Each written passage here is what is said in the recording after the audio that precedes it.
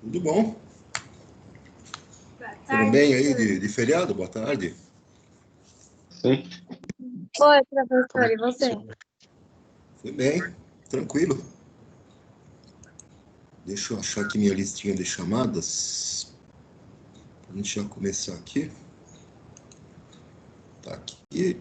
Estão vendo aí, pessoal? Sim. Ainda tá carregando. Apareceu. Ah, tá, agora tô vendo. Carregou. Vamos lá. Aline? Amanda? Ana Luísa? Oh. Bárbara?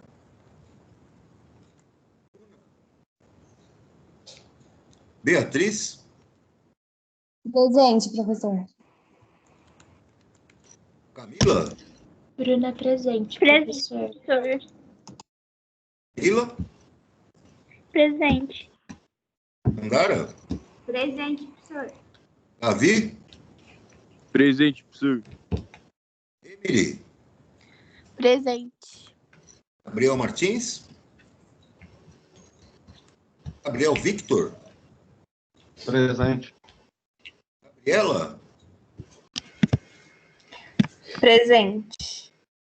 Júlia Versace? Júlia Bonilho? Presente. Guilherme Lopes? José Carlos? Presente. Caroline? Presente. Juliana? Cauê? Professora, a Juliana falou que não vai dar para ir nas aulas hoje porque ela tá no hospital. Ok. Levi? Luana? Lucas Scaler? Presente. Lucas Ortega? Luiz Vinícius? Matheus? Presente, professor. O Matheus ou o Luiz? O Matheus. Murilo Aguiar? Presente. Murilo Cavalcante? Presente, professor. Pedro Soares? Professor, o Pedro tá com o microfone desabilitado. E o Levi também, eles escreveram no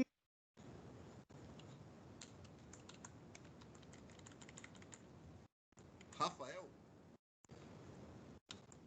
Sara? Sofia? Thomas? Neymar? Victor Hugo? Victor Augusto? Yuri? Alguém perdeu a chamada aqui, turma? escreveu presente no chat. Deixa eu ver aqui. Era só um instante. Deixa eu só dar uma olhadinha aqui. Tá certo. Deixa eu marcar aqui.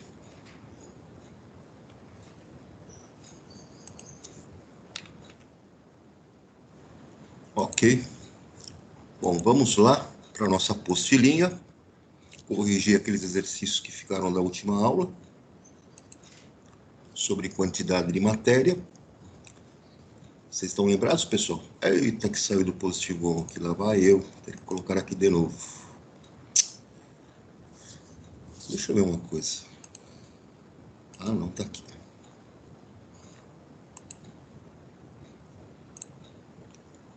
Não, esse aqui não. De cima aqui. Aí. Tá dando para ver aí, turma?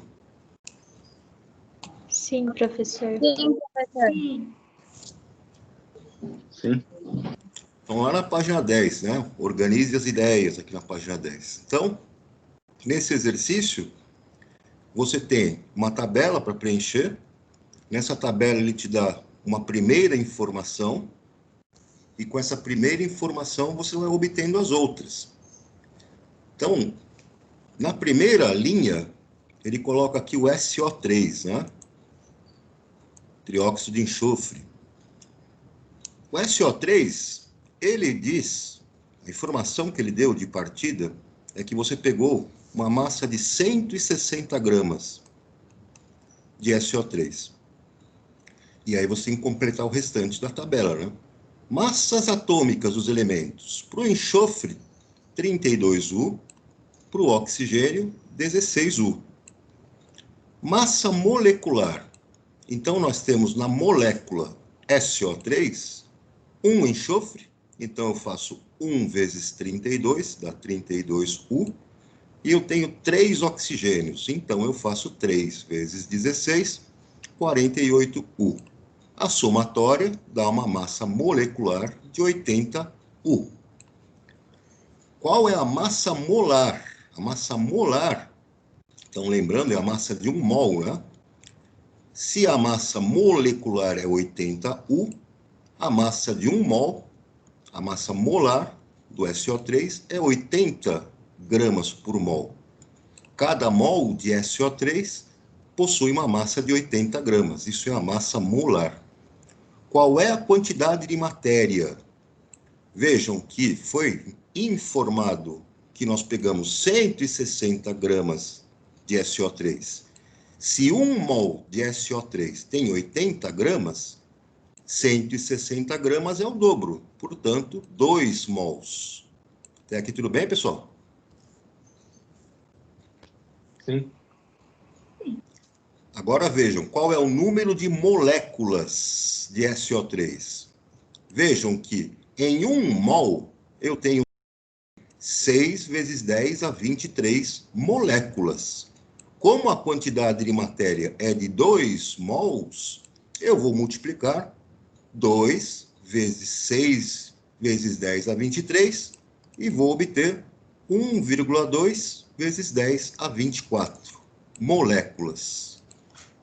Até aqui tudo bem, pessoal? Sim, professor. Agora ele quer o número de átomos nessa quantidade. Vejam, pessoal, cada molécula de SO3 é composta por 4 átomos. 3 de oxigênio e 1 de enxofre.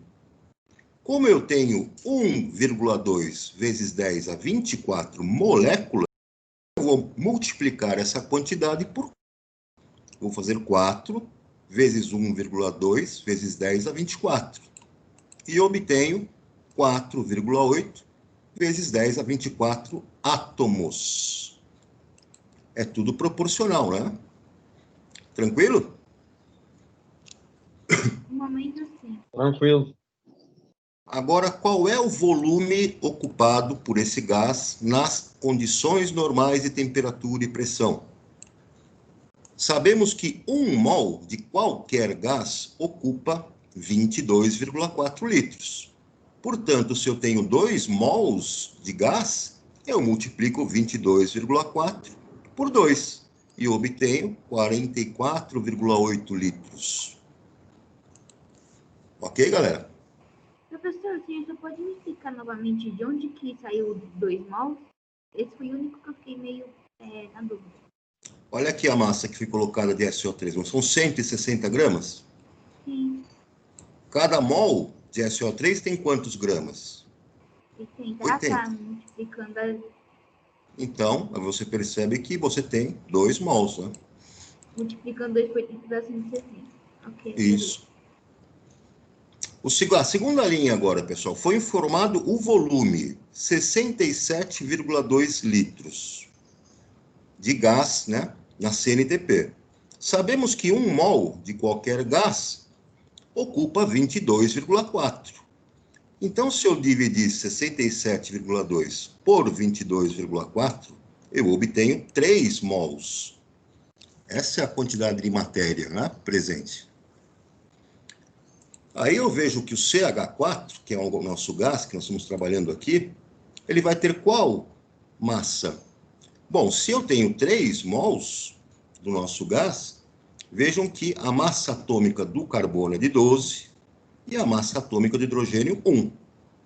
A massa molecular, 1 carbono vezes 12, e U, 4 hidrogênios vezes 1, 4U. A soma Então, vai me dar uma massa molecular de 16U. Significa que, então, 1 mol de metano de CH4 possui 16 gramas. Vejam que, como eu descobri que eu tenho 3 mols, a partir da informação do volume, eu vou multiplicar 3 por 16 e vou obter a massa de metano, 48 gramas.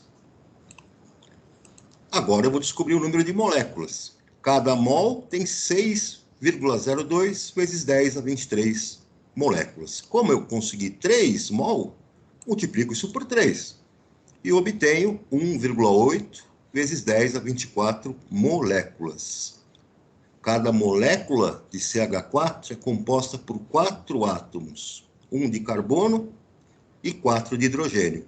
Portanto, eu vou multiplicar o número de moléculas 5 vezes 1,8 vezes 10 a 24, eu tenho 9 vezes 10 a 24 moléculas. Desculpa, moléculas não, átomos, né? Até aqui tudo bem, pessoal? Tudo bem, professor. Vamos lá para o gás hidrogênio, H2, né? A informação que ele deu é que eu tenho meio mol de quantidade de matéria. Bom, se eu tenho meio mol, eu já sei descobrir todas as outras informações. Primeiro, eu vou calcular a massa molecular do H2. Cada hidrogênio tem uma unidade de massa atômica. A molécula de hidrogênio tem 2 hidrogênios. Então, eu faço 2 vezes 1, 2 unidades, né? 2U, massa molecular do hidrogênio. Então, se a massa molecular do hidrogênio é 2U, significa que a massa molar, a massa de 1 mol de hidrogênio, é de 2 gramas. 2 gramas por mol. Notem que se eu tenho meio mol nessa quantidade, meio vezes 2, eu tenho uma massa de hidrogênio de 1 grama. Agora eu vou calcular o número de moléculas. Cada mol tem 6 vezes 10 a 23 moléculas. Então eu multiplico 6 vezes 10 a 23 por 0,5 e obtenho 3 vezes 10 a 23 moléculas. Número de átomos. Eu sei que eu tenho 3 vezes 10 a 23 moléculas. Cada molécula de hidrogênio é formada por 2 átomos. Então, eu multiplico por 2. 2 vezes 3 vezes 10 a 23, 6 vezes 10 a 23 átomos. Qual é o volume que esse hidrogênio ocupa na CNTP? Cada 1 mol de hidrogênio ocupa 22,4 litros. Como a minha quantidade é de meio mol, divido por 2, né? 22,4 dividido por 2, 11,2 litros. Finalmente, eu tenho aqui o CO2. A informação que ele deu é a quantidade de átomos, 1,8 vezes 10 a 25. Eu sei que cada molécula de CO2 é formada por 3 átomos, 1 de carbono e 2 de oxigênio. Então, eu divido essa quantidade por 3. Eu multiplico essa quantidade por 3 para saber o número de moléculas. Se eu tenho 1,8 vezes 10 a 25, né? Para a gente conseguir átomos, né? Dividindo aqui por 3, vamos chegar em 6 vezes 10 a 24. Por quê? Porque se eu tenho, para cada molécula, 3 átomos, de fato, dividindo por 3, essa quantidade de átomos, eu acho a quantidade de moléculas. 6 vezes 10 a 24. Bom, como é que eu sei a quantidade em mol? Cada 1 mol tem 6 vezes 10 a 23 moléculas. Como eu tenho 6 vezes 10 a 24, quer dizer que eu estou multiplicando por 10, né? A quantidade de matéria, então, é de 10 mols. Aí eu vou aqui o volume, né? Cada 1 mol ocupa 22,4 litros, 10 mol, multiplico por 10, 22,4 litros, e obtenho 224 litros. E para a gente saber qual que é a massa de CO2, para 10 mol de CO2, sabemos que cada 1 mol de CO2 tem 44 gramas. De onde nós tiramos isso? Da massa molecular. 1 carbono vezes 12, 12U. 2 oxigênios vezes 16, 32U. Total, 44U. Isso porque nós sabemos que a massa atômica do carbono é 12 e do oxigênio é 16. Então, se cada 1 mol de CO2 tem 44 gramas, 10 mol terá 44 vezes 10, 440 gramas. Tudo bem, pessoal?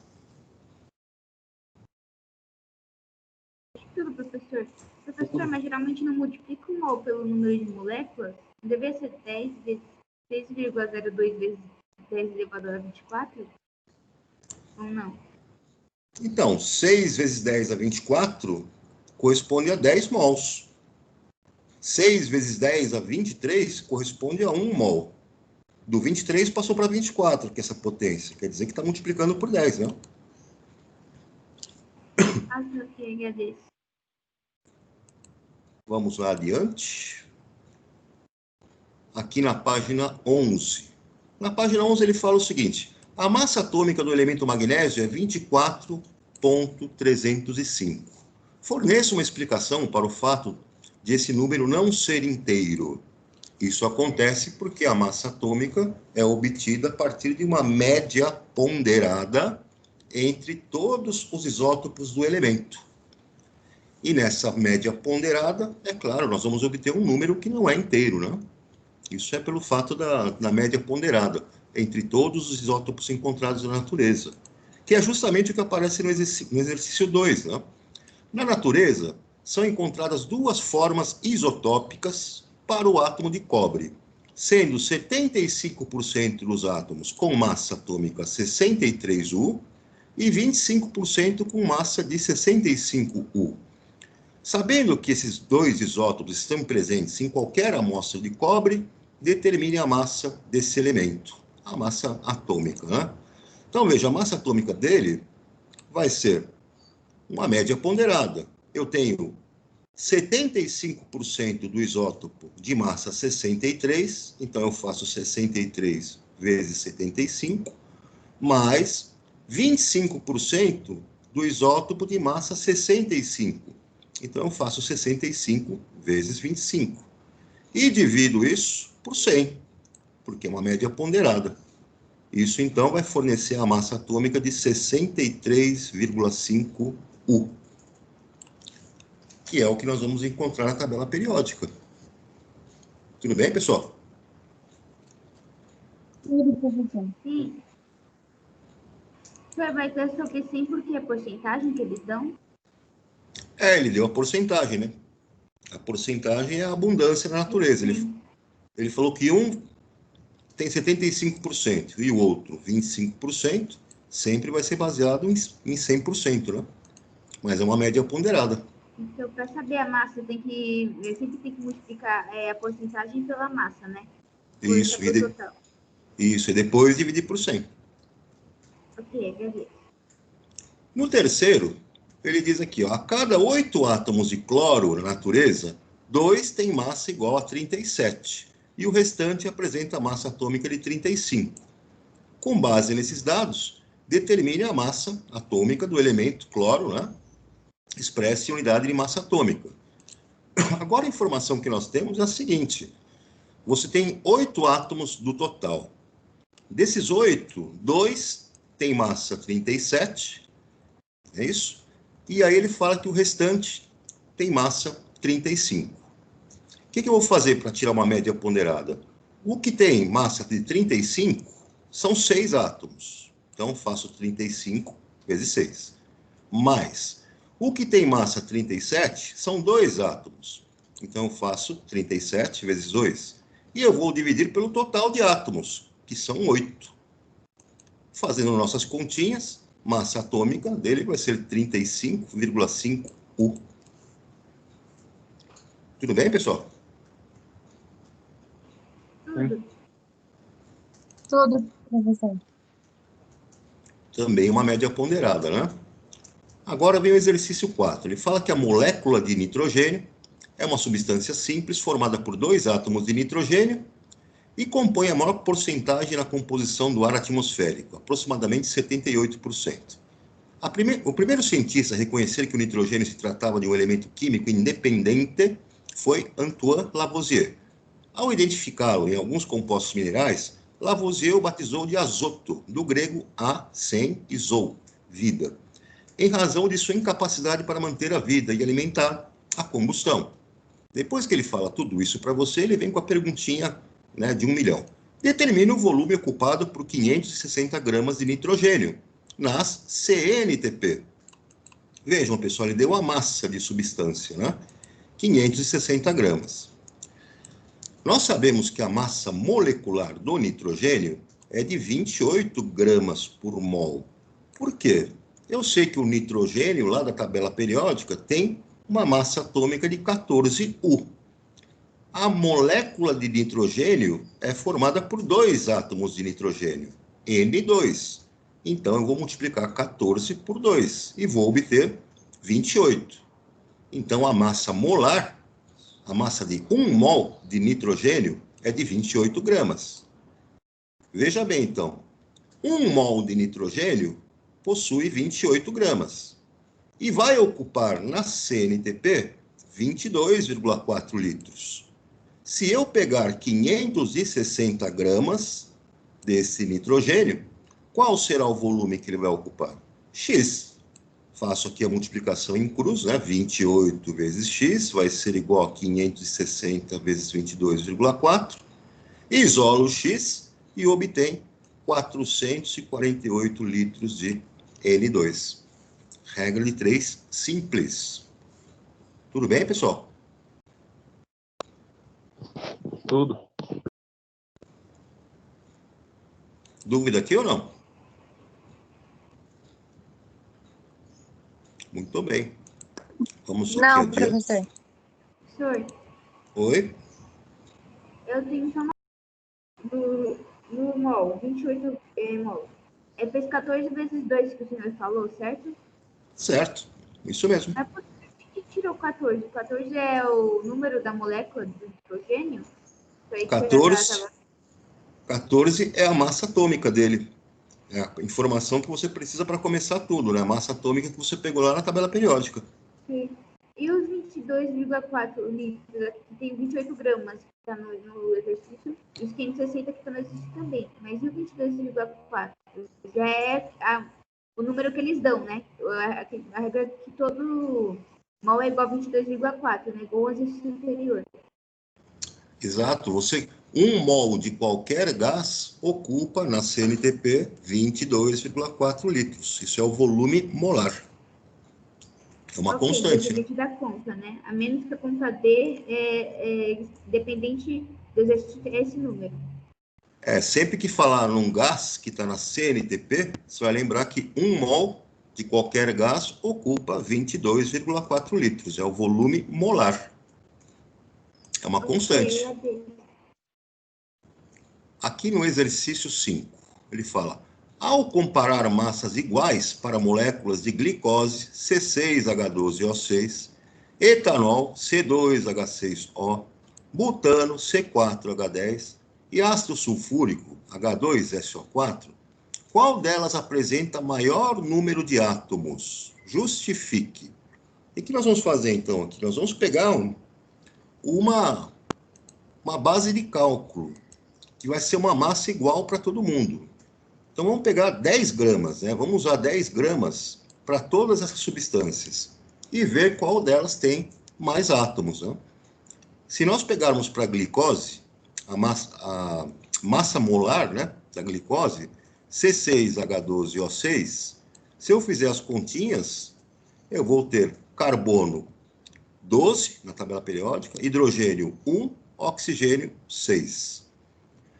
E eu vou pegar, né, a quantidade que eles aparecem na molécula. Aparecem 6 carbonos, 12 hidrogênios e 6 oxigênios. Então, para calcular a massa molar da glicose, eu faço essa continha aqui que vocês já aprenderam, né? A fórmula é C6, tem 6 carbonos, H12, eu tenho 12 hidrogênios, e eu tenho 6 oxigênios. 6 oxigênios, está lá. Aí eu separo os elementos, como vocês já aprenderam. E vou na tabela periódica e pego a massa atômica de cada elemento. Do carbono, a massa atômica dele é 12. Do hidrogênio, a massa atômica dele é 1. E do oxigênio, a massa atômica dele é 16. Quantos carbonos aparecem na molécula? 6 carbonos. Então, vou multiplicar 12 por 6. Quantos hidrogênios aparecem na fórmula? 12. Então, vou multiplicar 1 por 12. Quantos oxigênios aparecem na fórmula? 6. Então, vou multiplicar 16 por 6. E eu vou fazer a somatória. 6 vezes 12, com 12 vezes 1, com 6 vezes 16. Então, aqui eu vou fazer 72 mais 12 mais, aqui eu vou multiplicar por 16, né? 96. E 72 mais 12 mais 96, a massa molecular vai ser de 180. U. E eu já sei que quando eu conheço a massa molecular, eu já transformo direto na massa molar, a massa de 1 mol. 1 mol de glicose, portanto, terá 180 gramas. Tudo bem, pessoal? Tudo. Agora eu vou usar uma base de cálculo. Vou usar a base de cálculo de 10 gramas para todo mundo. Então, como é que eu faço? Bom, para o caso aqui da minha glicose, eu sei que 180 gramas de glicose vão ter quantos átomos? Basta fazer o quê, então, pessoal? Se cada molécula, né, se cada 1 mol tem 6 vezes 10 a 23 átomos, a molécula de glicose tem 24 átomos. 6 de carbono, 12 de hidrogênio e 6 de oxigênio. Então, eu multiplico 24 por 6 vezes 10 a 23. Isso me dá a quantidade de átomos. Se eu pegasse 10 gramas de glicose, qual seria a quantidade de átomos presentes? X. Resolvo essa regra de 3 e obtenho X igual a 8 vezes 10 a 23 átomos, para 10 gramas de glicose. Faço o mesmo raciocínio para todas as outras substâncias. Pego lá o etanol, C2H5OH, calculo a massa molar dele, 46 gramas por mol. Eu sei que cada molécula de etanol tem 9 átomos. Então, em 1 mol de etanol, que tem 46 gramas, eu terei 9 vezes 6 vezes 10 a 23 átomos. 10 gramas, vou ter uma quantidade de átomos de Y. E o meu Y, resolvendo a regra de 3, vai ser 1,18 vezes 10 a 24 átomos. Professor, só deixou os 10 gramas porque não fala número de massa, né? Então, só deixou o 10 como se fosse um aproximado. Não entendi. Esses 10 gramas de massa, como não existindo nenhum número, só colocou esse número para ser aproximado, né? Para ser uma base de cálculo, que eu vou pegar 10 gramas de todos eles, né? E em 10 gramas de todos eles, eu vou ver quantos átomos tem, né? Nessas 10 gramas. Ok, agradeço. Então, pessoal, foi feito o mesmo raciocínio, né, para todas as substâncias citadas. Quando nós fizemos para a glicose, então, encontramos 8 vezes 10 a 23 átomos, em 10 gramas. Quando fez para o etanol, encontramos 1,18 vezes 10 a 24 átomos, também em 10 gramas. Quando fez para o butano, encontramos 1,45 vezes 10 a 24 átomos, em 10 gramas. E quando fez para o ácido sulfúrico, encontramos 4,3 vezes 10 a 23 átomos. Então, a substância que tem a maior quantidade de átomos para uma mesma massa, que foram aqueles 10 gramas que nós pegamos de base de cálculo, é o nosso butano, C4H10. Veja que a quantidade dele, né, 1,45 vezes 10 a 24, é maior do que dos outros 3. Tudo bem, turma? Sim. Tudo, professor. Podemos avançar aqui? Sim. Por mim, tudo bem. Exercício 6. Pesquisas recentes indicam que o diesel produz 7 vezes mais poluentes do que a gasolina. Assim, com a propósito de diminuir a emissão de dióxido de nitrogênio, alguns países limitaram a aquisição de veículos com motores a diesel. Identifique 2 medidas governamentais que poderiam ser tomadas para amenizar a emissão de gases indesejáveis por veículos automotores, como o dióxido de nitrogênio, o NO2. Bom, gente, o que acontece é o seguinte: se você tem no seu veículo um motor que está consumindo lá óleo diesel, não só esses óxidos de nitrogênio serão emitidos, né, mas serão emitidos também óxidos de enxofre. Mas o dióxido de nitrogênio, uma forma de você conseguir reduzir a emissão dele, é obrigar aos fabricantes de veículos a instalação do conversor catalítico. Esse conversor catalítico, então, vai evitar que haja essa emissão desses óxidos à base de nitrogênio. O que não vai ser catalítico? Oi? É a instalação do que catalítico, professor? Conversor catalítico. Ok, agradeço. Isso, é um equipamento que tem lá nos automóveis que fazem, então, um processo de redução de emissão desses gases, né? À base de nitrogênio. E uma outra situação seria você tentar, né? Uma ação governamental aí seria procurar, né, diminuir os teores de enxofre presentes nos carros que têm motores a diesel. No item B, ele pede para determinar o número de átomos e de moléculas presentes em 448 litros de NO2, considerando as condições normais de temperatura e pressão, CNTP, né? Então, aqui, você vai fazer o seu cálculo baseado no quê? Você sabe que 1 mol de qualquer gás na CNTP ocupa um volume de 22,4 litros.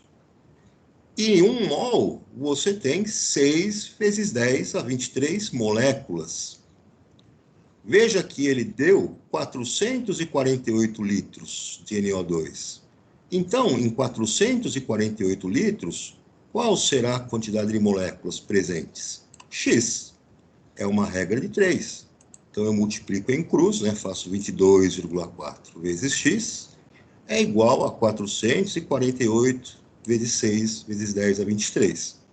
E fazendo a nossa continha, chegamos em 1,2 vezes 10 a 25 moléculas. É a primeira parte do que ele queria que a gente determinasse. Quantas moléculas nós temos em 448 litros na CNTP? Agora vamos ver a quantidade de átomos, né? Sabemos que em uma molécula de NO2, nós temos 3 átomos. A fórmula é NO2.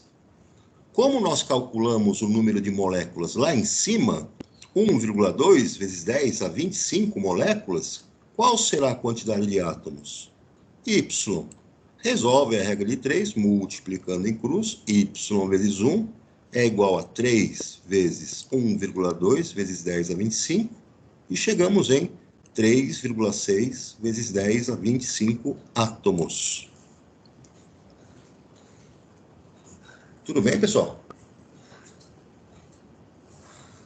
Tudo. Dúvida para quê?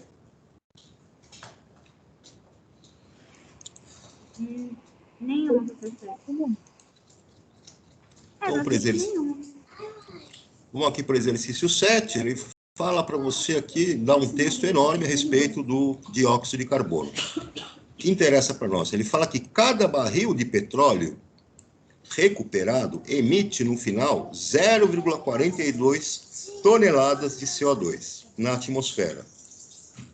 Mas de 0,52 a 0,64 tonelada é injetada no subsolo durante o processo de extração.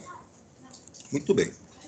Depois desse texto todo, ele pergunta, com as informações e os dados do texto, calcule, primeiro, a massa molecular e a massa molar do dióxido de carbono. Então, a fórmula do dióxido de carbono é CO2. Eu vou na tabela periódica e encontro que o carbono tem uma massa atômica de 12 e que o oxigênio tem uma massa atômica de 16. Tem um carbono na molécula, multiplica por 1, isso dá 12U. Tem 2 oxigênios na molécula, multiplica por 2, 32U. A somatória, então, me dá uma massa molecular do CO2 de 44U. E a massa molar, a massa de 1 mol de CO2, será de 44 gramas por mol, para cada mol. Até aqui tudo bem?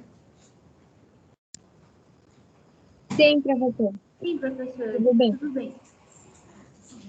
É a Muito massa multiplicando pela quantidade de vezes que o número, a letra se repete, né? Ok, o elemento. É multiplicado pelo índice, né? O índice que ele aparece lá na fórmula. No item B, ele quer que você calcule a massa em quilogramas de CO2 emitido na atmosfera para cada barril de petróleo recuperado.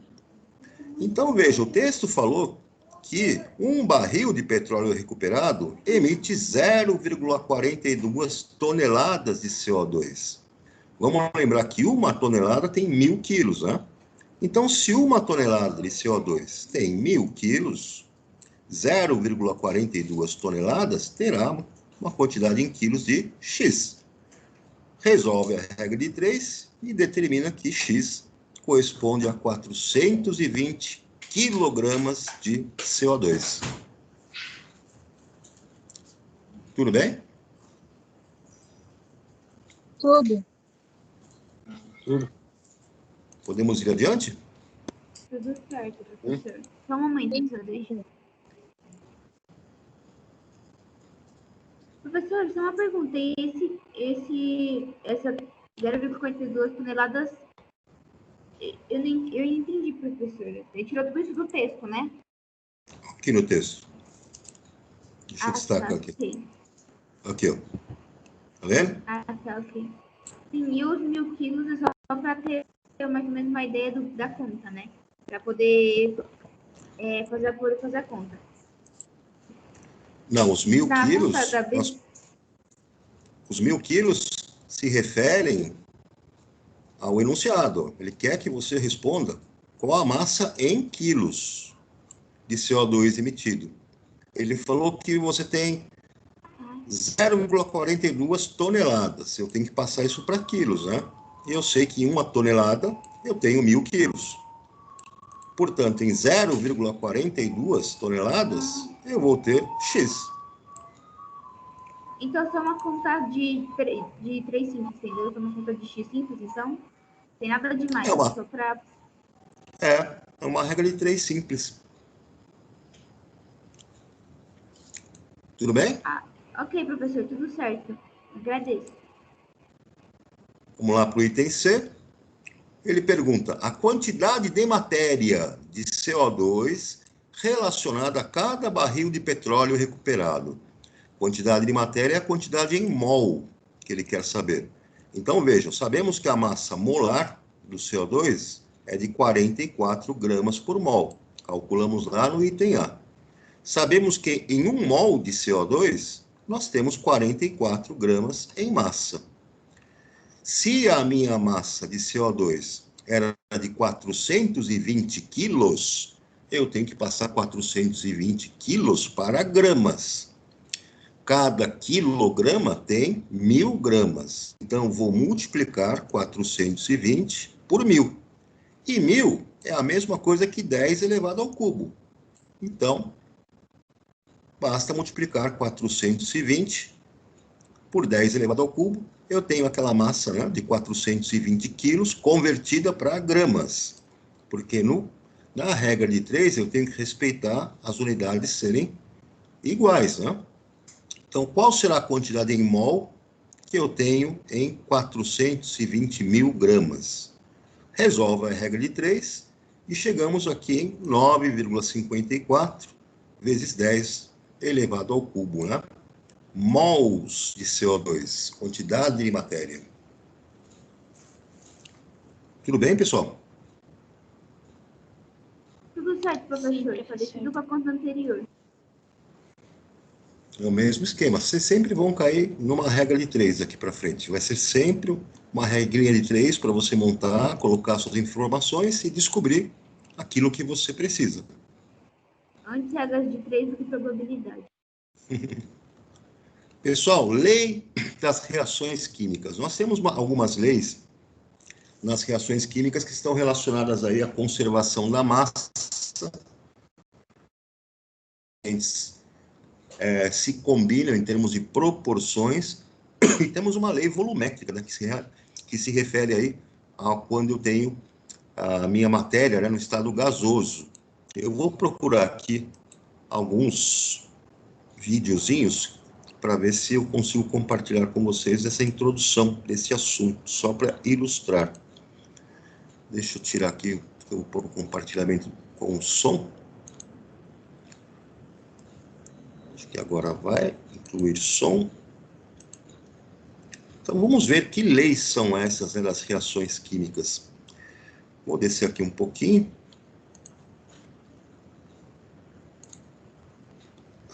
Deixa eu ver.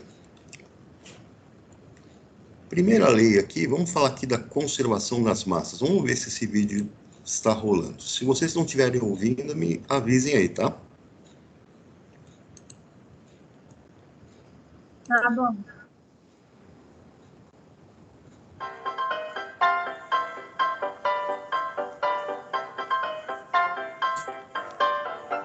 Dá para ouvir. Beleza.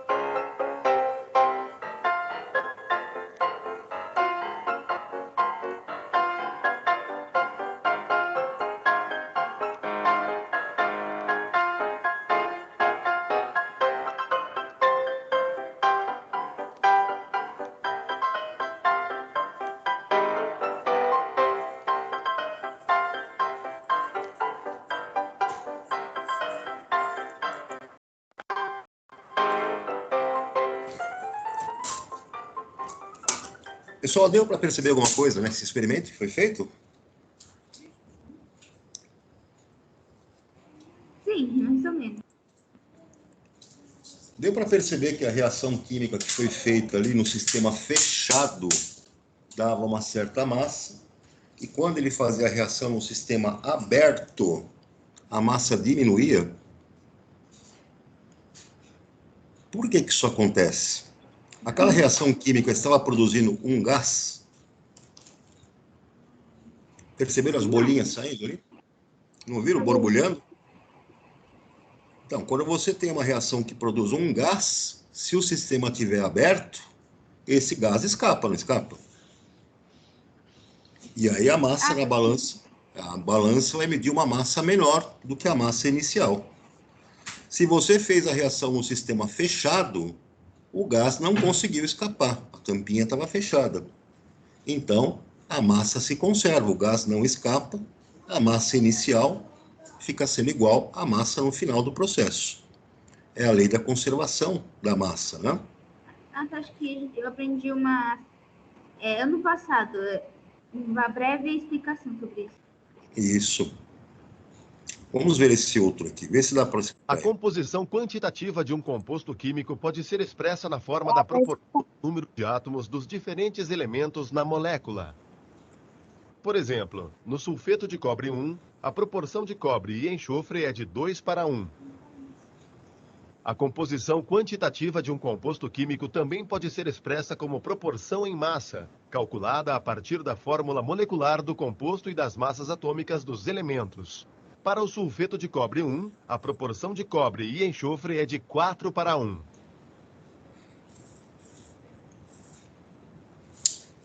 Essa é uma proporção, né? Uma lei das proporções que aparece lá nos meus compostos. É uma lei de proporção em massa. Deixa eu voltar aqui na apostilinha e ampliar um pouco.